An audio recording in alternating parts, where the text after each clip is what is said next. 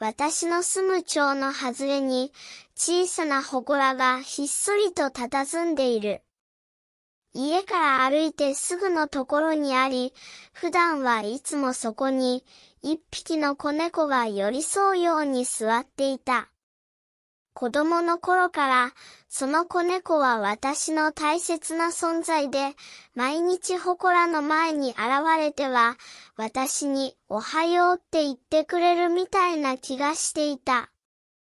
ある晴れた朝、私はいつものように目を覚ました。カーテン越しに差し込む朝日が、まるでニコニコと笑っているかのように部屋を照らしていた。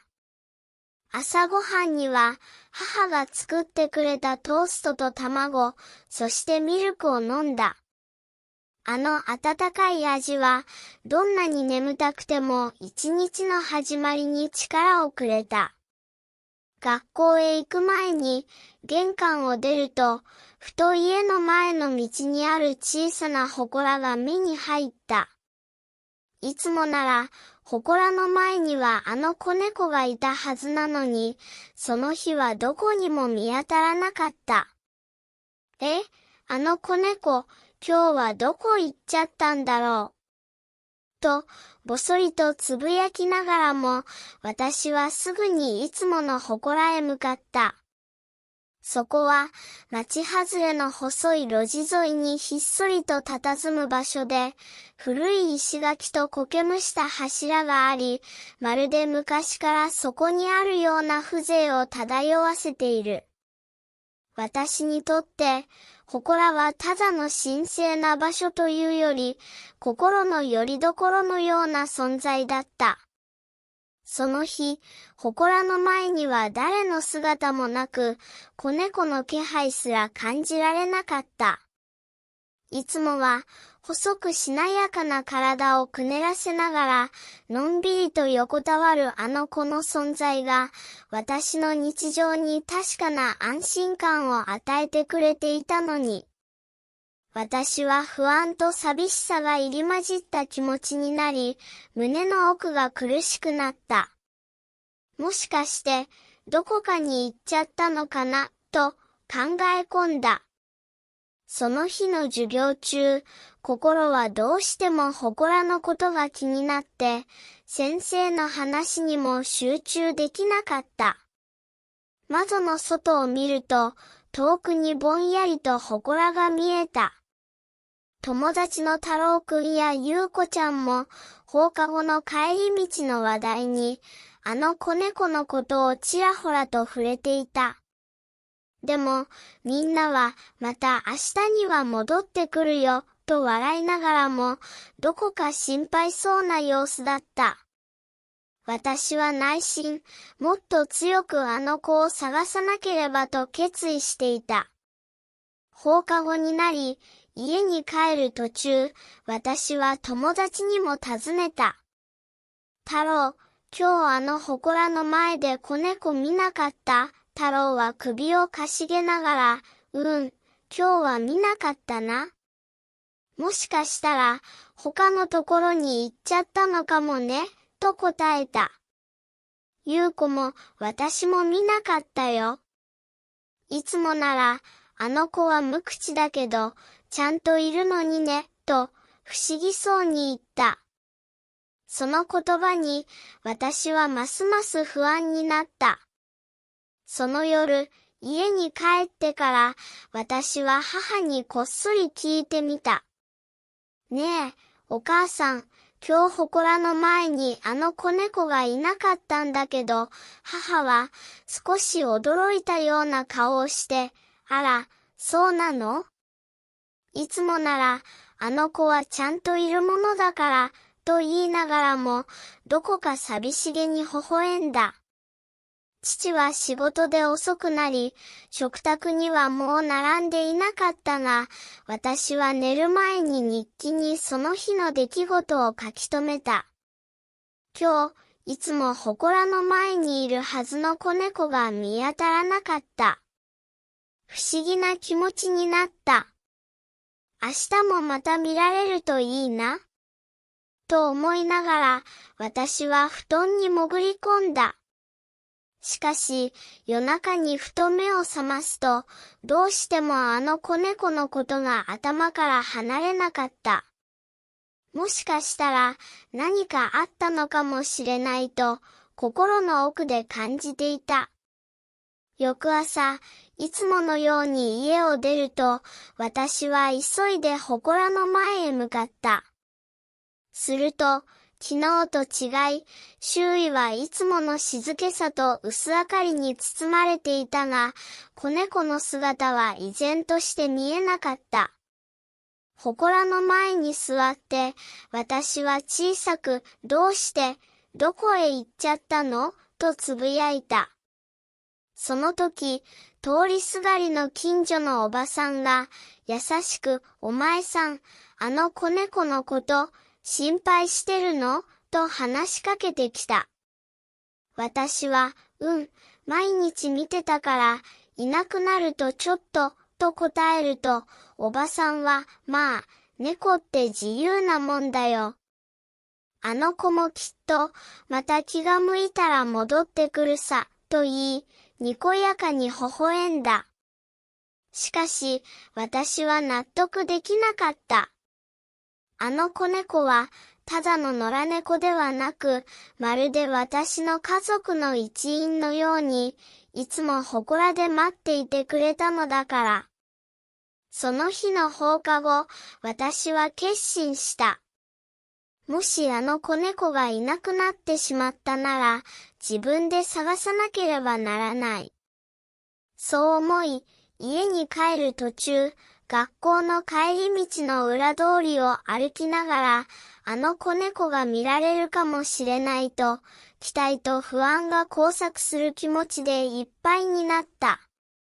夕方、町の中をくまなく探したが、どこにもあの小さな猫の姿は見当たらなかった。近所の商店街や公園、住宅街の路地裏まで歩いたが、どこも静かで、あの子猫の存在を感じることができなかった。私は疲れ果て、ベンチに腰を下ろしてため息をついた。こんなに探しても見つからないのかな、と、ぼそぼそつぶやきながら、涙がこぼれそうになった。その晩、私は家族には言えない不安を抱えながら、またもや日記に自分の気持ちを書いた。今日、街中を探したけど、あの子猫はどこにもいなかった。祠の前も寂しく、まるで誰もいなくなったようだ。私はどうしてもあの子のことが心配で、夜もなかなか眠れなかった。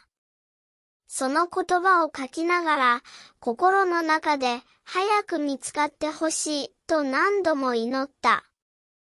次の日の朝、私は決意を固め、家を飛び出した。今日は、あの子猫を見つけるために、町の隅々まで探し回ると心に決めたのだ。まずは、祠のある道沿いを歩いて、周囲の状況をしっかり観察することにした。道端には、昨夜まで咲いていた小さな花々が、朝露に濡れて輝いていた。その美しさに、少しだけ心が癒された気がした。歩きながら、私は以前あの子猫と過ごした思い出を次々と思い出していた。ある日、祠の前であの子猫が何かを見つめながらじっとしている姿は、まるで私に何かを伝えようとしているかのようだった。ふわふわとした毛並み、くりっとした大きな瞳、そして小さな鳴き声、それらすべてが私にとってかけがえのない宝物だった。絶対にあの子を見つけるんだ、と固く心に誓いながら、私はさらに先へと歩みを進めた。町の外れにある公園や川沿いの遊歩道、さらに細い路地裏まで、私はあらゆる場所をくまなく探し回った。時々、風に乗って猫の鳴き声のような音が聞こえることもあったが、確かにあの子猫の声ではなかった。昼過ぎ、ふと小さな路地に入ると、古びた小さな家々が並んでおり、そこからかすかに猫の足音が聞こえた気がした。心臓が高鳴り、私はその方向へと向かった。路地裏の一角で、錆びた門の向こう側に小さな庭が広がっていた。その庭の隅には、草むらが生い茂る中で、かすかに動く影があった。私は近づいて、じっとその方向を見ると、まさにあの子猫かもしれない小さな姿が、茂みの中に隠れているのを発見した。もしかして、あの子と心の中でつぶやきながら、慎重に足を踏み入れた。しかし、近づいてみると、その影はすぐに逃げ出してしまった。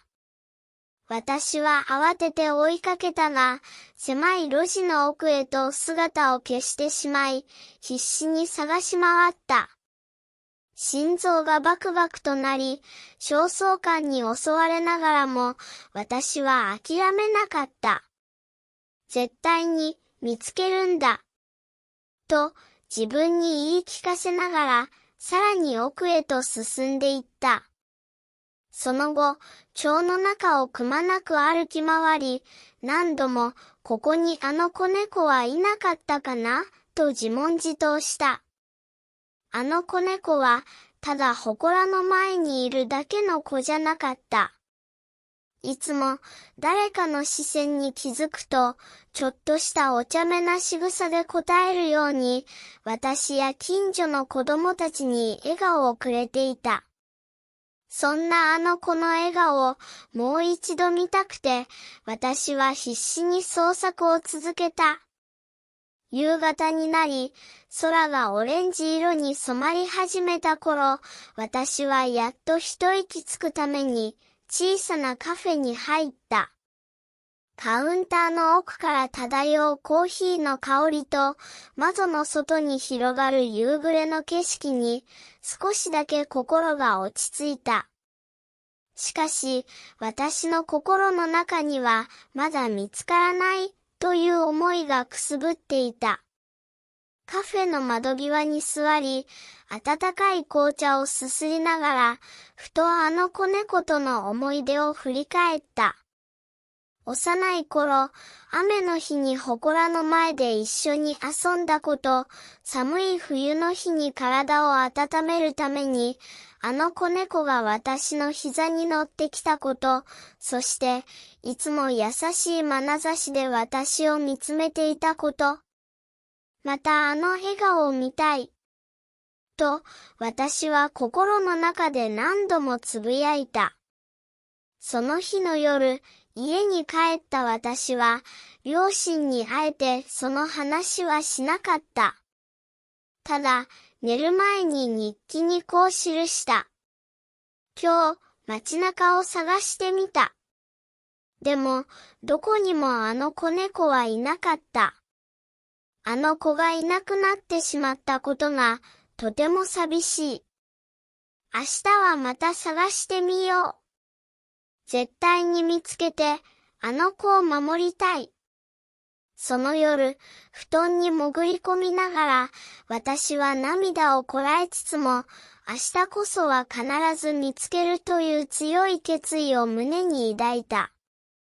翌朝、早起きして再び町へと繰り出す決意を固めた。太陽が昇り、街中が柔らかな光に包まれる中、私はまた祠の前を訪れた。しかし、そこには相変わらずあの子猫の姿はなかった。代わりに、祠の縁側に古びた紙片が落ちているのを見つけた。それは、かすかな文字で、ここにいるよ、と書かれているように見えた。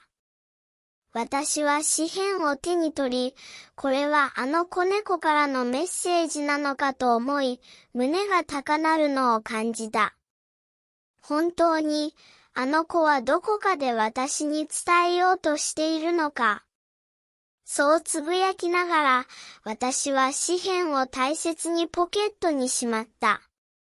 その日、町の細い路地や公園、さらには川沿いの歩道もくまなく歩いた。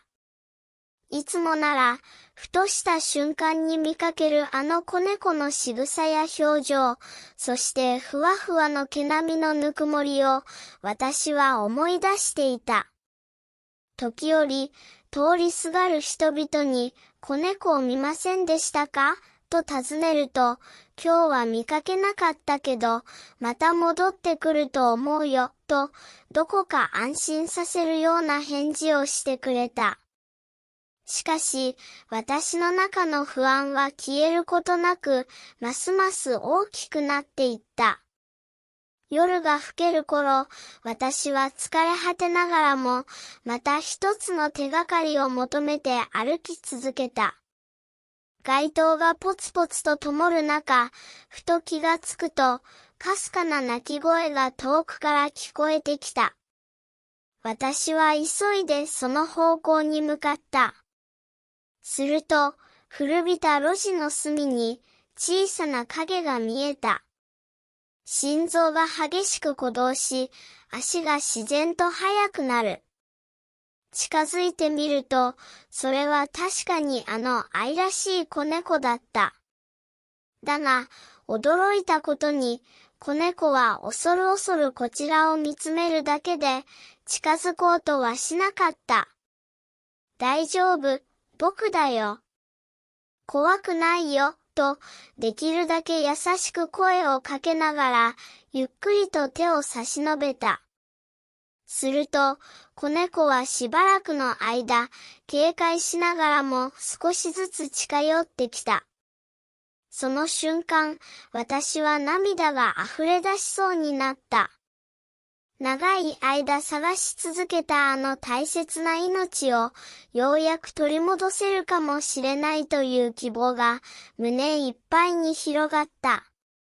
子猫は小さな体を震わせながらも、私の手のひらに顔を近づけ、そっと鼻をすり寄せた。あの柔らかな毛並みと温かさに、私はすべての不安が消えていくのを感じた。やっと見つけたよ、本当に、待っててくれたんだね。と、私は心からつぶやいた。その日の夜、家に帰った後も、私はその出来事を何度も思い返しながら、夢の中であの子猫と再会する夢を見た。数日後、私はあの子猫がまたいつものように祠の前に現れるのを心待ちにして、毎朝その場所を訪れるようになった。だが、ふとした日、再びあの子猫の姿が見えなくなった。祠の前はまたもや静まり返っており、あの紙片のことを思い出す。また、どこかに行っちゃったのかな。そんな思いを抱えながら、私はまた町を歩き回った。しかし、前回と同じように、今回はなかなか手がかりは見つからなかった。そのうち、町の大人たちから、あの子猫は自由なものだから、好きな時に姿を現すんだよ、と、軽い調子で話を聞かされるようになった。でも、私にはそんな説明では到底足りなかった。あの子猫は、ただの野良猫ではなく、私にとってはかけがえのない大切な友達だったのだ。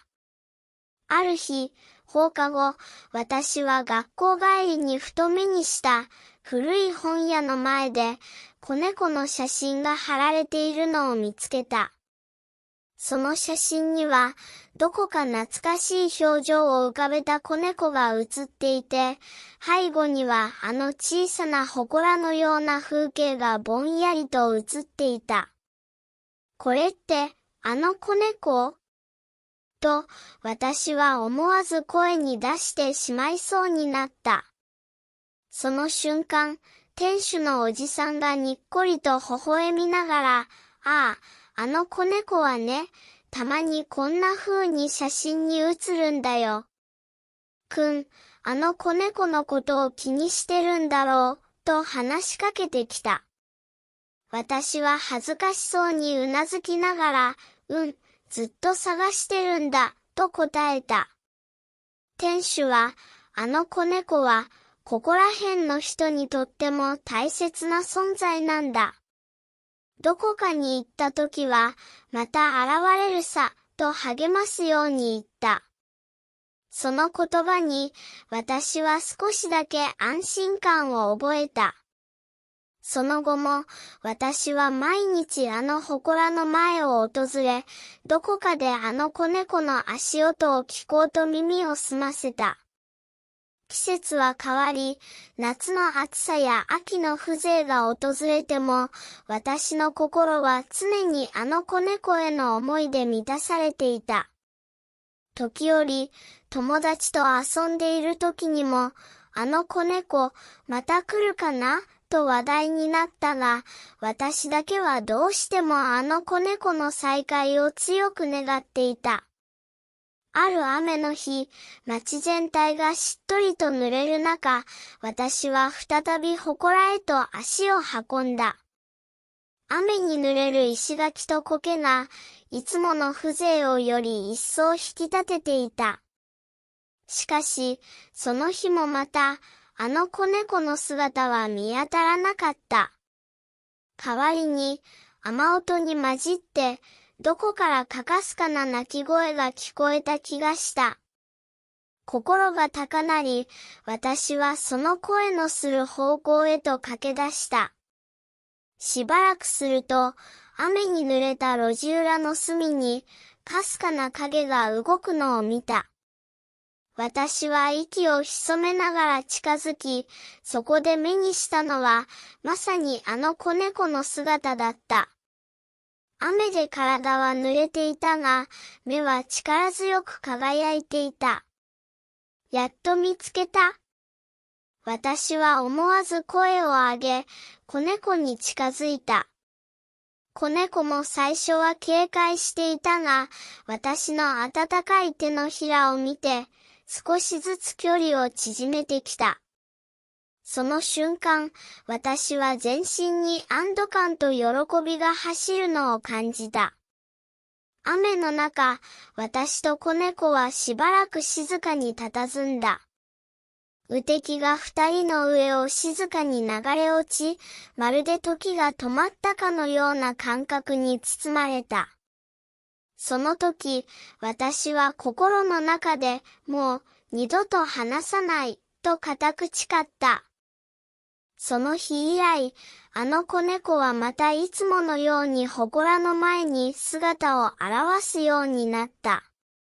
町の大人たちも、あの子猫は自由だけど、やっぱりこの場所が一番落ち着くんだね、と微笑むようになり、私自身も毎日の生活の中で、あの子猫との再会を心から喜ぶようになった。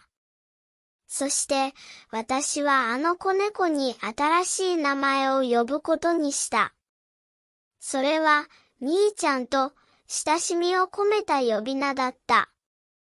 みーちゃんは、私が学校から帰ると必ず祠の前に現れ、まるで、おかえり、と迎えてくれるかのようだった。ある日、私はみーちゃんと一緒に祠の近くを散歩することにした。小さな手でみーちゃんを撫でながら、私はふと、これまでの出来事を思い返した。みーちゃんとの出会いは偶然でありながら、どこか運命的なものを感じさせた。家族や友達、そして町のみんなにとって、みーちゃんはただの野良猫ではなく、大切な存在となっていたのだ。これからも、ずっと一緒にいようね、と、私は優しくみーちゃんに話しかけた。その声は、幼いながらも確かな決意と愛情に満ちていた。月日が経ち、季節はまた変わっていった。学校の行事や友達との楽しい日々の中でも、私はいつもみーちゃんのことを思い出し、祠の前へ足を運んだ。そして、もしまたどこかで姿を消してしまっても、必ず探し出すと心に誓った。ある日、学校の帰り道、私はふと、祠の前に置かれた小さな紙切れを見つけた。その紙には、子供の字で、みーちゃん、どこにいるの？と書かれていた。周囲を見渡すと、同じように心配する顔の友達が何人か集まっていた。彼らもまた、みーちゃんのことを心配しているのだ。私はその時、みんなと協力して、みーちゃんの行方を探すことにした。放課後、友達と一緒に街中をくまなく歩き回り、みーちゃんが現れそうな場所を探した。公園や小さな路地、さらには町外れの古い倉庫まで、あらゆる場所を探検した。絶対に見つけよう、みんなで、と、私は友達を励ましながら歩いた。友達も、みーちゃんはみんなの宝物だもんね、と笑顔で答えてくれた。その日、夜遅くまで探し続けたが、みーちゃんはどこにも現れなかった。みんなで集まって、近くのカフェで温かい飲み物を飲みながら、改めてみーちゃんのことを思い出し、また明日も探そうと誓い合った。私はその夜、ベッドに入りながら、みーちゃんとの楽しい思い出が次々と思い浮かび、微笑んで眠りについた。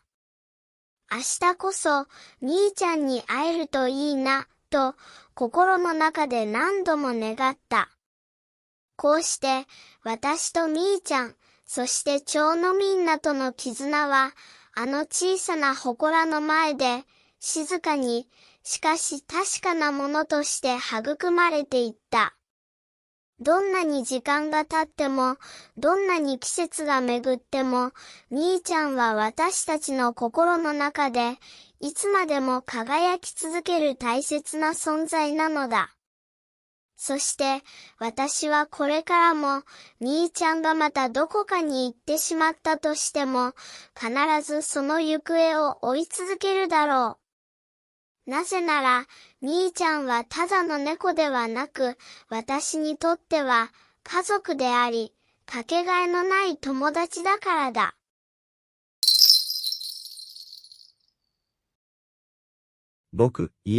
私は今、若い作家として創作の危機に直面している。京都の路地裏にひっそりと佇む小さなカフェは、私の唯一の逃げ場所であり、同時に創作の種をまく場所でもある。都会の喧騒から少し離れたこの場所には、古い石畳と風情ある木造の建物が並び、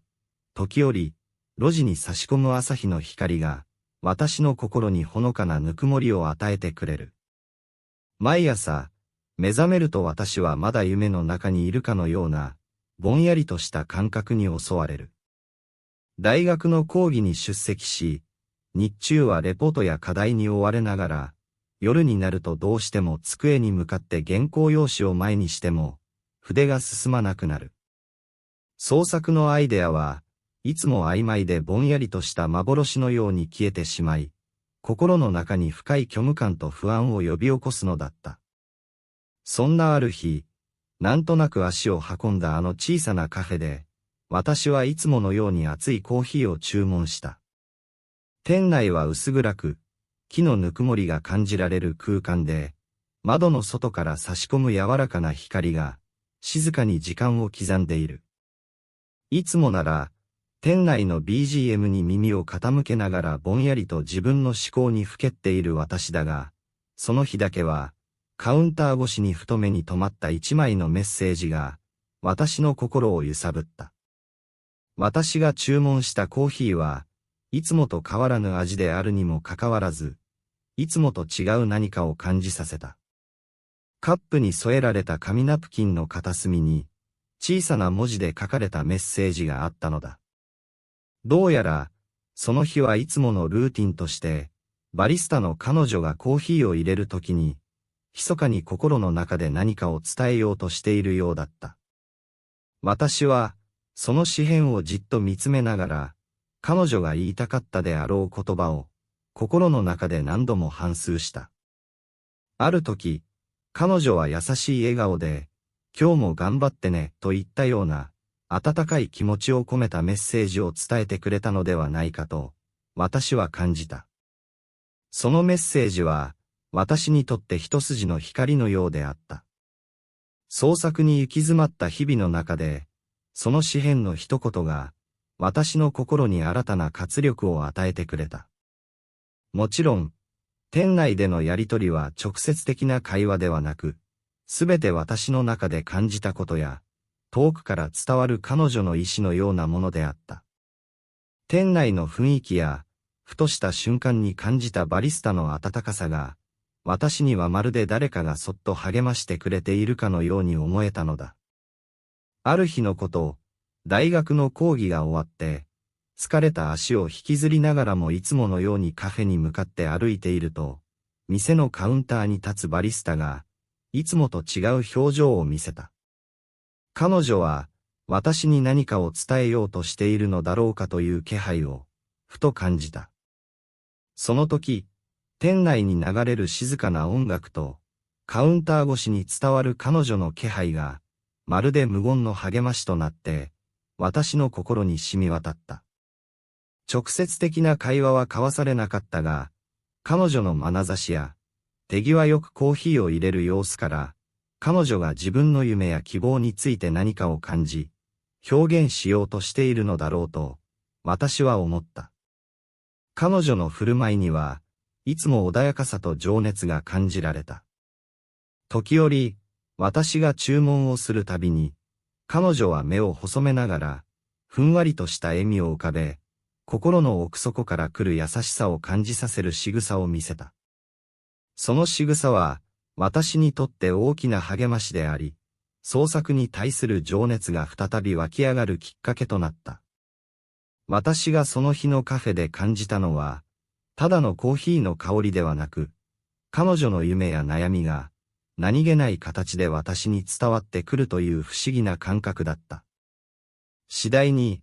カフェに通う回数が増えるにつれ、私は自分の内面にある創作への情熱と向き合うようになった。夜遅く、カフェの閉店後、一人静かな街を歩きながら、自分の夢について考える時間が増えていった。ある晩、ふと立ち止まり、空を見上げながら、この先、私は本当に自分の夢を追い続けられるのだろうかと、心の中で問いかけた。過去の失敗や、家族からの安定した職業への期待、そして社会の現実とのギャップに苦しむ日々の中で、私は自分自身を見失いかけていたのだ。そんな中、カフェで出会ったあのバリスタの存在が、私にとっての救いとなった。彼女がいつもくれるあの小さなメッセージは、ただの一言でありながら、私に、まだ諦めるなと伝えてくれているように感じた。自分の原稿に向き合えずに途方に暮れるとき、ふとそのメッセージを思い出し、心の中で、私も、やれると何度も自分を励ましたものだった。ある日、カフェの窓際に座りながら、隣の席で勉強している学生たちの話し声に耳を傾けていたとき、遠くで誰かが、夢はいつか叶うという言葉を、柔らかく、しかし確かな調子で語っているのが聞こえた。直接その声が自分に向けられたわけではなかったが、その一言が私の中に深く染み込み、改めて自分の夢を見つめ直すきっかけとなった。誰かが、私のような迷いを抱える若者たちに向けて、密かにエールを送っているような、そんな不思議な感覚に包まれたのだった。ある日、いつものようにカフェでコーヒーを注文し、席に着いた私は、いつもよりも心が落ち着かないことに気づいた。カウンター越しに、あのバリスタが私に向ける視線が、普段以上に何かを語りかけてくるように感じたのだ。私自身、最近の創作の行き詰まりに加え、家族からの期待と自分の夢とのギャップに悩んでいた。ふと、心の奥で、私も、こんなにも夢に対して不安を抱えているんだ、と、自己を認める瞬間があった。その時、私は店内の雑誌や小さなポスターに目をやりながら、ふとカウンターの奥にある小さなメモ欄に目を向けた。そこには、前にも見たことのある、しかし今回はいつもと違う、柔らかな文字で書かれたメッセージが貼られていた。どうやら彼女は、私が気づくように、また別のメッセージを用意してくれていたらしい。私は心の中で、きっと彼女も、自分の夢に向かって苦しんでいるんだ、と感じ、遠くから彼女の真摯な気持ちを垣間見た気がした。その後、カフェで何度か目が合うようになった時、私自身は直接言葉にはしなかったが、彼女の眼差しや、仕草の中に、同じような夢と葛藤が映っているのを感じた。例えば、ある日の休憩中、私がふとメモを見ながら、また原稿がうまくいかなくて、と心の中でつぶやいた瞬間、彼女が静かに微笑むような表情を浮かべた。その表情は、まるで、私も同じだよと、何かを共有しているように思えたのだった。こうした何気ないやりとりは、直接的な会話ではなく、すべて私の中で感じ取った、遠いけれど確かなコミュニケーションの形として存在していた。私の家庭は、ずっと安定した職業に就いてほしいという期待を持っていた。両親は、大学卒業後に安定した企業に就職することを望んでおり、私が漫画や小説といったクリエイティブな道を進むことに対して、遠回しながらも心配する言葉をかけることが多かった。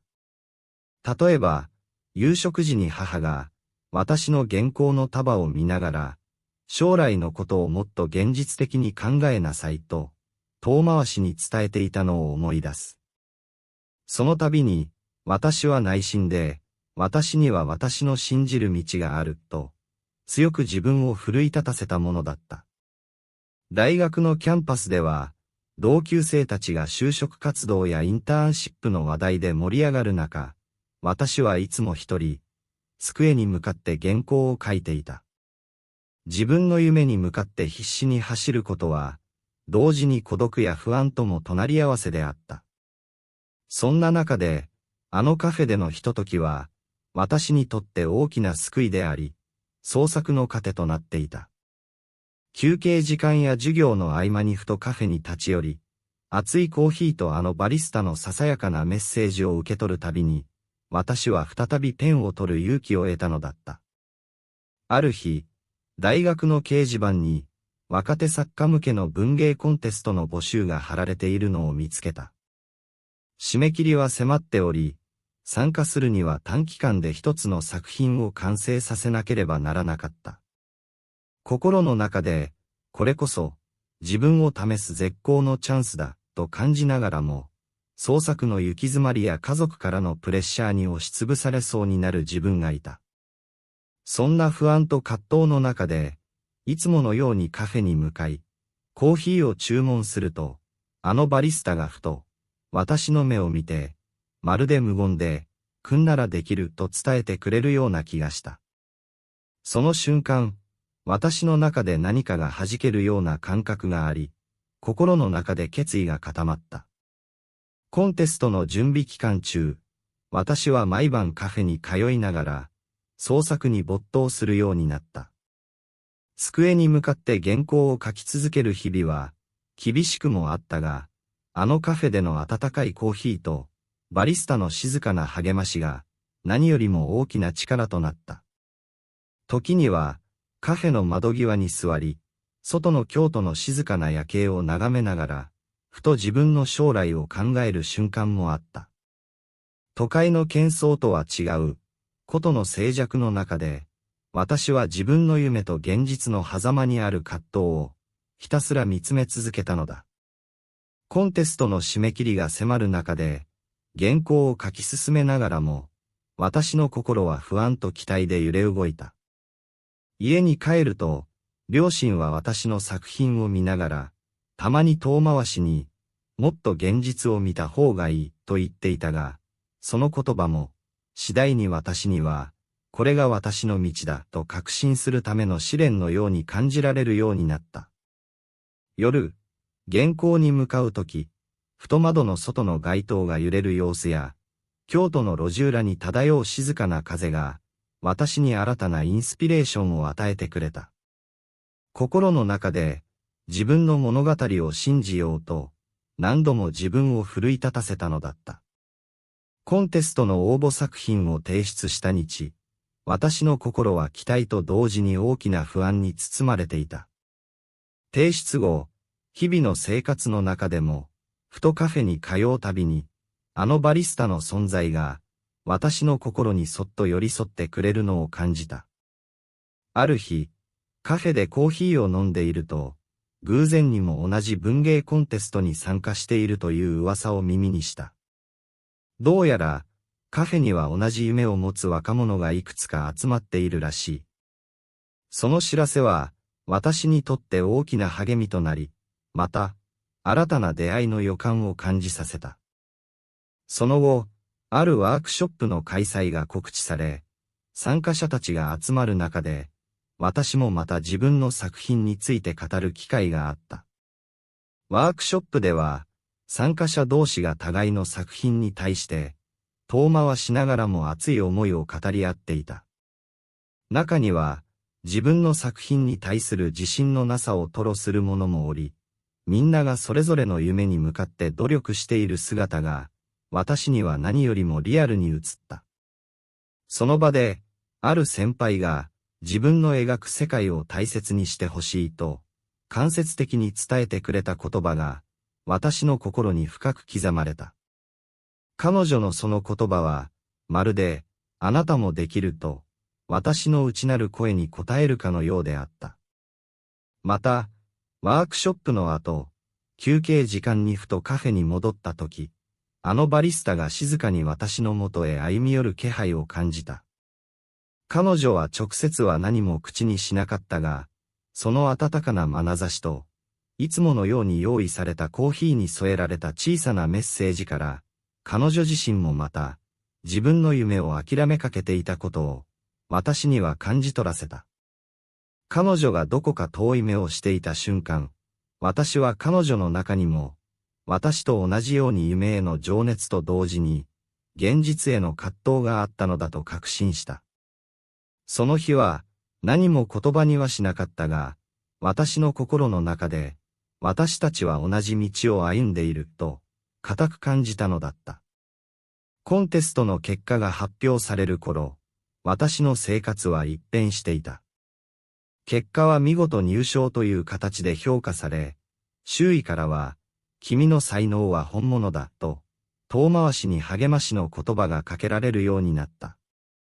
家族も、これまでの不安や疑念が少しずつ薄れていくのを感じ、私に対して、これからも頑張れと、控えめながらも温かい言葉をかけ始めた。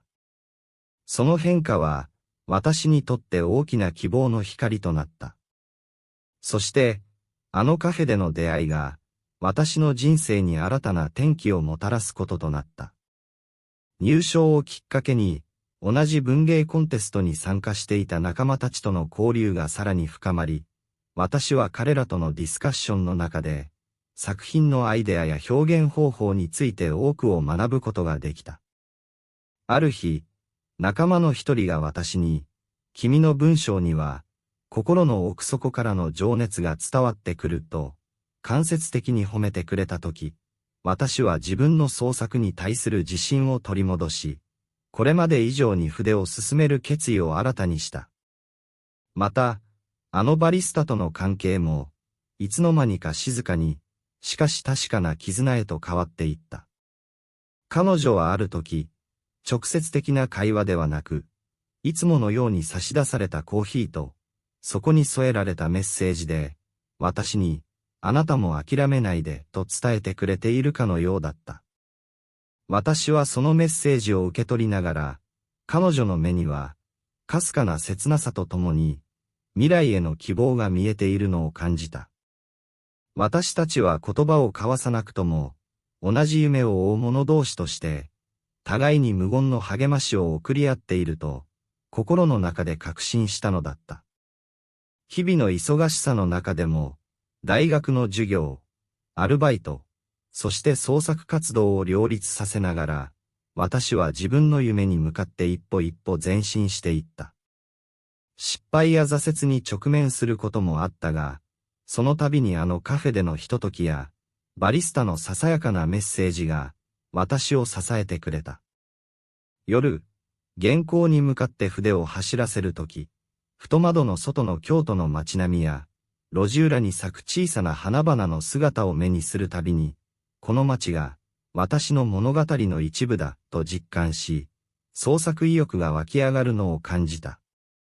コンテストでの入賞後、私の作品は少しずつメディアにも取り上げられるようになり、同時に家族や友人たちの見方も変わっていった。以前は不安と現実的な意見に押されがちだった家庭も、次第に私の努力を認め、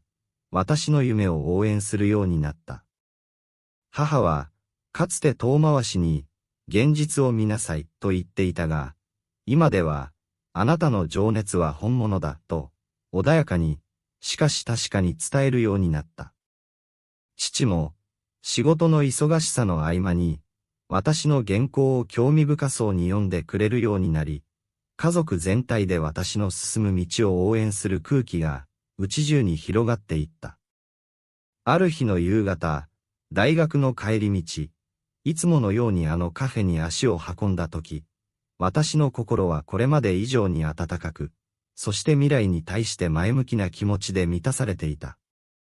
店内に入ると、バリスタはいつもの柔らかな笑顔で私に迎えの仕草を見せ、その日のコーヒーには、さりげなく、これからも一緒に歩んでいこうというメッセージが込められているように感じた。私はその瞬間、創作に対する不安や葛藤が少しずつ薄れ、代わりに新たな夢と希望が胸に広がっていくのを実感した。その後、バリスタとは、直接は会話を交わさなかったが、何度か目が合うたびに、互いの存在が心に深く刻まれていることを感じた。彼女もまた、夢を追いながらも現実に押しつぶされそうになっていたのだろう。私たちは、言葉を交わすことなく、ただ互いの存在を通じて、同じ悩みや希望を共有しているかのようだった。そして、ある日、ふとした瞬間に、私は彼女の内面にある夢のかけらを垣間見ることができた。バリスタが、休憩時間に店内の片隅で、古いアルバムのような写真を眺め、目を細めながら思い出に浸っている姿があった。その姿を見たとき、私は、彼女もまた、かつては大きな夢を抱いていたのだろうと感じ、心から、私たちは互いに支え合えるはずだと強く思った。それから数ヶ月、大学の講義やアルバイト、そして創作活動に没頭する日々が続いた。コンビニの閉店後、一人自室にこもって原稿を書き続ける時間は、厳しくも充実したものだった。時には、創作の壁にぶつかって筆が進まなくなることもあったが、ふとカフェで受け取るバリスタのメッセージや、京都の静かな夜風の音が、私に再びインスピレーションを与えてくれた。私は、そんな日々の中で、これまでの不安や挫折が、すべて未来への大切な糧であると確信するようになった。ある日、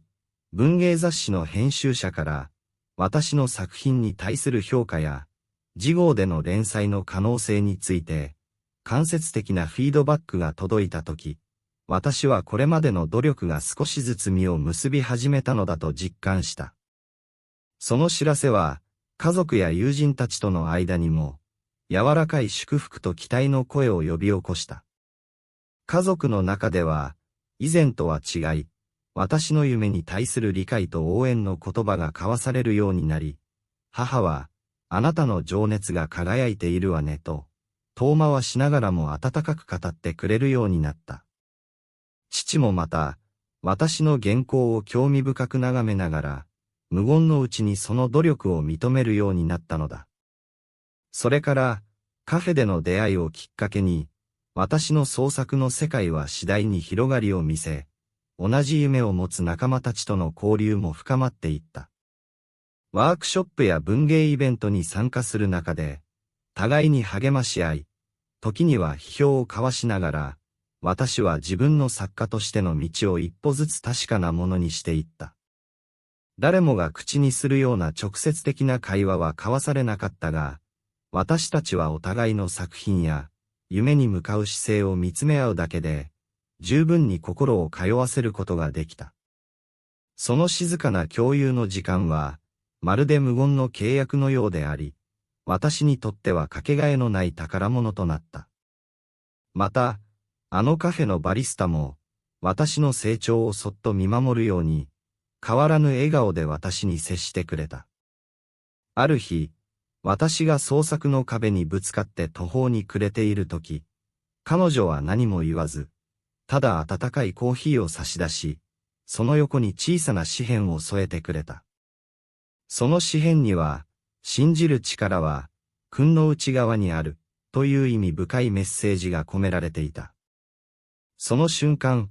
私は胸の奥に溢れる感謝とともに、再び筆を走らせる勇気を取り戻した。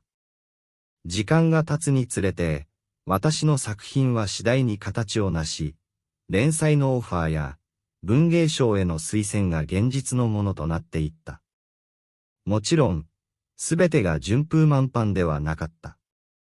時には、批評の厳しさに心が折れそうになったり、家族との間で現実と夢のギャップに苦しむこともあった。しかし、その度に、カフェで受け取るささやかな励ましや、仲間たちとの無言の共感が、私を再び立ち上がらせたのだった。そして、ある秋の夕暮れ、私はふと、カフェの窓越しに見える京都の古い街並みと、そこに漂う静かな空気に心を奪われた。その瞬間、私は自分が本当に望んでいるのは、安定だけではなく、自分の内側にある情熱を形にすることだと、改めて感じた。風に舞う落ち葉の音や、遠くで響く鐘の音が、私に未来への希望を告げるようであり、私はその日、心の中で、これからもずっと、自分の夢を追い続けると誓った。その後も、私の日常は決して楽なものではなかったが、創作への情熱と、カフェでの出会いが、私にとっての大きな支えとなり続けた。忙しい大学生活やアルバイトの合間を縫って、何度も原稿に向き合い、自分の言葉で物語を紡ぎ出す日々の中で、私は少しずつ自分自身と向き合い、内面の成長を実感していった。家族との衝突や、現実の厳しさに直面する中で、私の心は時に傷つき、また何度も立ち止まった。しかし、あの小さなカフェでのひとときや、バリスタが伝える無言のメッセージは、いつも私に、大丈夫、君ならできると教えてくれた。ある冬の日、大学の期末試験が終わった後、帰り道にふと立ち寄ったカフェで、私は新しい決意を胸にしていた。店内は暖かい光に包まれ、窓からは冷たい外の風景が静かに広がっていた。その日も、いつものようにコーヒーが用意され、メッセージが添えられていた。紙片には、次の一歩は、君自身が踏み出す時だと、私に向けられたかのような言葉が書かれていた。私はその言葉に深く心を打たれ、再び自分の夢に向かって進む決意を固めた。その後、私は仲間たちとの交流や、数々の文芸イベントへの参加を通じて、自分の創作の幅を広げるとともに、家族とも少しずつ理解を深め合うようになった。母は、私の作品を読むたびに、あなたの世界はとても素敵だ、と、遠回しながらも温かい言葉をかけてくれるようになり、父もまた、私の努力を認めるようになった。家庭内での意見の相違や不安は、やがてお互いの理解と愛情に変わっていったのだ。そして、ある春の日、私の作品が小さな文芸誌で連載されることが決定したとき、京都の街は一段と輝きを増したかのように感じられた。カフェに向かう足取りも、以前とは違い、希望に満ちたものとなり、バリスタの温かな笑顔と、ふと差し出されるメッセージは、私にとって未来への約束そのものだった。あのカフェは、ただの休息の場ではなく、私の夢と現実が交わる特別な場所として、心に深く刻まれた。こうして、私の創作の旅は、決して平坦な道ではなかったが、あのカフェでの出会いや、バリスタのささやかな励まし、そして仲間たちとの静かな交流を通じて、少しずつ前に進む力を得ることができた。京都の路地裏にひっそりと佇むそのカフェは、私にとって永遠のインスピレーションの源であり、未来への希望を育む場所となった。今もなお、私は日々の生活の中で、原稿に向かってペンを走らせながら、自分自身の内面と向き合い、夢を追い続けている。現実の厳しさと、創作の喜び、そして誰にも言えない孤独や葛藤が、私の物語の一部となっている。しかし、そのすべてが、あのカフェで交わされた無言の励ましと、バリスタの小さなメッセージによって、一つ一つ光り輝く宝物へと変わっていった。この物語は、創作の危機に直面した一人の若い作家が、苦悩の中から希望を見出し、自分の夢に向かって歩み続ける決意を固めた奇跡である。私が歩んできた道のりは、決して楽なものではなかったが、その一歩一歩が、未来への大切な礎となっている。京都の静かな路地裏に佇む小さなカフェと、そこで出会った温かな人々が、私に、夢は諦めなければ必ず形になると、何度も教えてくれたのだ。そして、今、私は未来へ向けて再び筆を取り、自分の物語を紡ぎ出す。あのカフェで受け取った無数のメッセージや、バリスタの笑顔、仲間たちとの静かな会話は、すべて私にとって、これからの人生を照らす明かりであり、希望の証である。創作の迷いと孤独の中でも、私は信じている。自分の内側にある情熱と、あの温かな出会いが、いつか必ず私を夢の実現へと導いてくれると。これからも、私は京都の静かな路地裏にあるあのカフェへと足を運び、日々の小さな出来事を心に刻みながら、未来への一歩を踏み出し続けるだろう。どんなに困難な現実があっても、私の中の創作への情熱は決して消えることなく、あの小さなメッセージと、バリスタの温かな眼差しが、永遠に私の心を支えてくれるに違いない。この物語は、創作の危機に直面した私が、京都の小さなカフェで出会った一人のバリスタとの静かな交流を通じて、自分の夢を再び信じるようになった過程を描いたものである。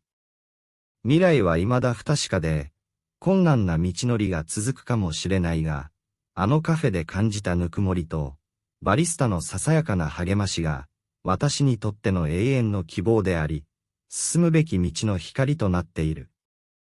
これからも、私は自分の物語を信じ、創作という形で夢を形にしていく。